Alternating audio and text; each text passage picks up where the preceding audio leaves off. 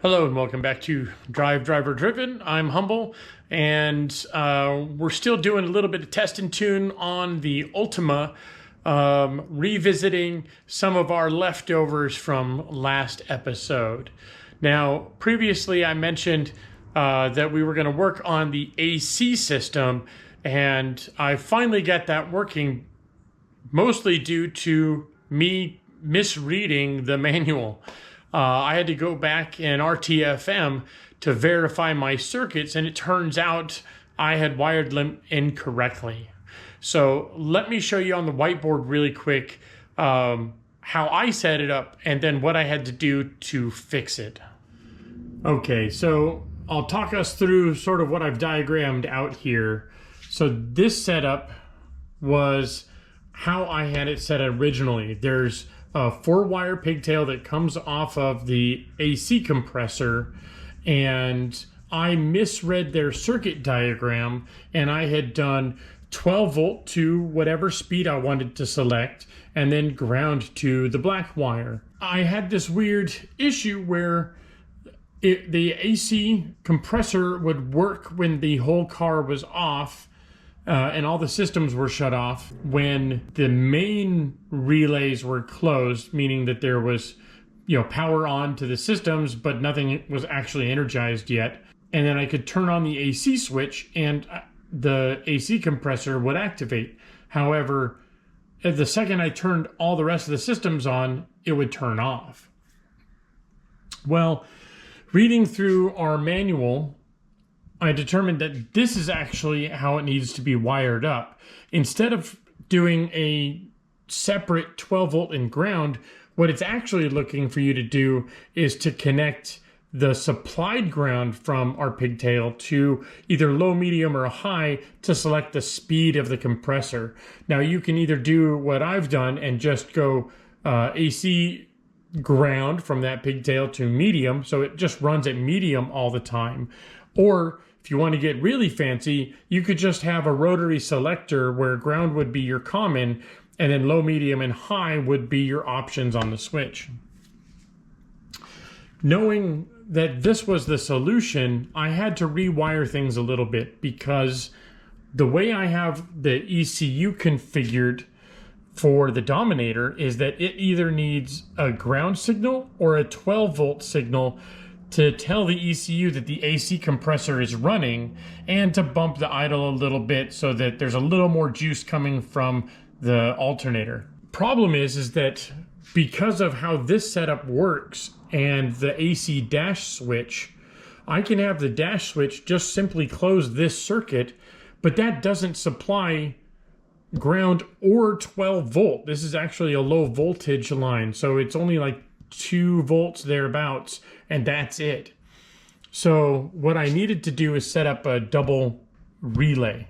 This is sort of the setup that I settled on, and that is we have 12 volt coming through our relay energized circuits, or the electromagnet circuits, and then that goes to our dash switch. So when I turn the AC switch on, it closes both of those relays.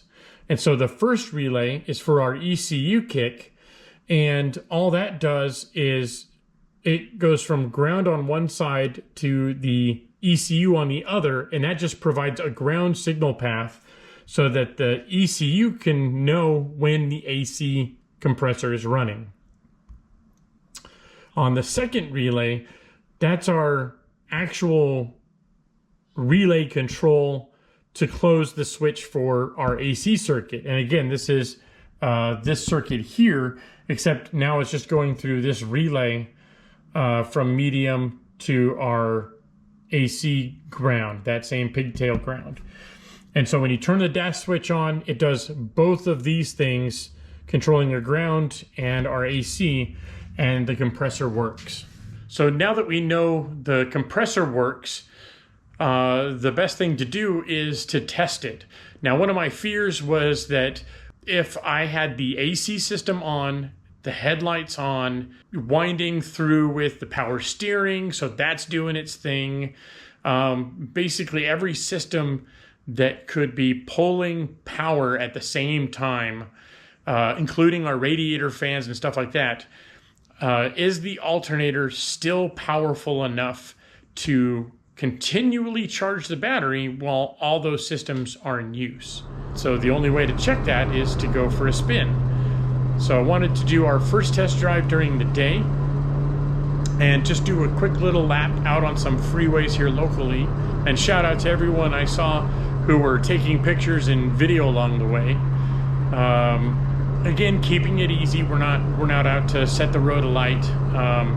And again, the car really doesn't have a great tune on it. It's just kind of a little baby tune to get us somewhat streetable.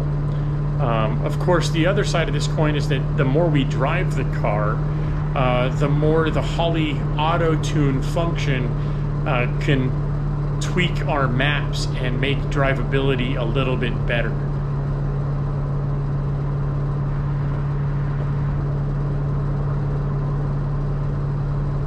Highway driving is pretty steady state. I get on and off the throttle here and there just so that the car is not running steady state, so we can get the Holley to do a little bit of tuning for XL and decel. But really, what I need to do is take it out and do some actual street driving, stop and go, stop lights, stop signs, because really the car has a problem with stalling on throttle tip-in when taking off from a light. It's gotten a little bit better on this trip, but I want to make a trip out at dusk or evening and see if everything's okay, see if our lights are working properly, make sure that the AC is working again, etc., etc.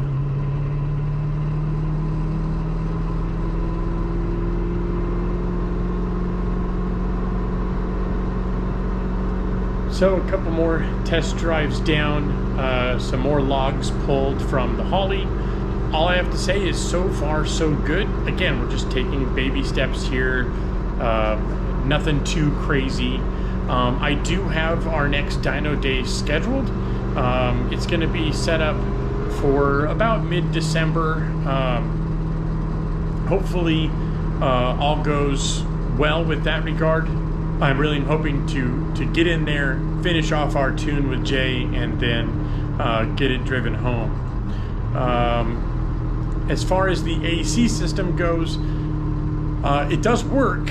However, it's not enough to overcome the heat in the cabin, especially with the kind of fishbowl effect of the Ultima windows. So that's either it needs more refrigerant, which I have to double check now that everything's actually running properly, or I need to set the compressor to run on high versus medium, so that's another option as well.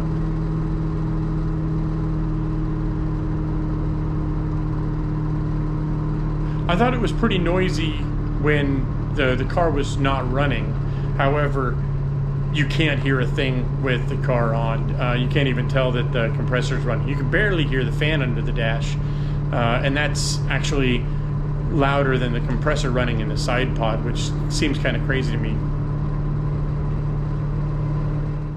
Got our first little test drives in. We've got a handful of them now, so far so good. We're going to keep test driving, make sure everything's hunky-dory, and get the interior buttoned up. And once we've wrapped up kind of the next dyno day, we'll be ready for some passengers, and hopefully I can get some help and get some rollers of it out on the road. So once again, thank you guys for watching, and I'll see you next time.